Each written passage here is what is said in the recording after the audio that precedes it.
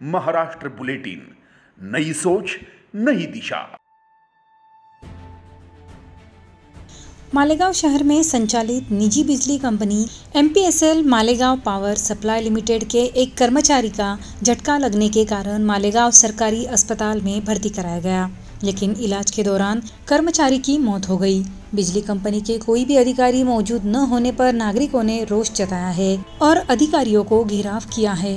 अवघ्या 24 वर्ष वय त्या मुलाचा अक्षरशः अतिशय हुशार इंजिनियर मुलगा हा पोलवर चढला आणि यांच्या निष्काळजीपणामुळे त्या मुलाचा अपघात त्या ठिकाणी झाला। करंट लागून त्याचा जागीच मृत्यू झाला। किती वाजताची घटना आहे? आज पहाटे 6 वाजेची ही घटना आहे आणि 5:30 वाजेपासून आम्ही सगळे त्याचे घरचे सगळे लोक, गावची सगळी मंडळी, आम्ही सर्व शिवसेनेचे। आता किती वाजले? आता 10:30 तुम्ही किती वाजेपासून इथं बसले? आम्ही 5:30 वाजेपासून 6 वाजेपासून आम्ही सिव्हिलला आहे। या कंपनीच्या अधिकाऱ्यांची वारंवार प्रेमसिंग साहेबांची सगळेजण संपर्क साधताय। सर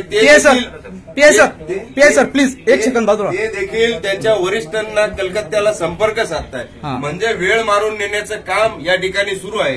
आणि मी आपल्या माध्यमातून सांगतोय की या मालेगाव शहर आणि तालुक्याच्या जनतेचा आक्रोश जर आता अर्ध्या तासात निर्णय नाही लागला आणि हा जो काही आक्रोश होईल याला सर्वस्वी जबाबदार ही MPSL कंपनीचे CEO प्रेमसिंग आणि यांची सगळी कंपनी राहील।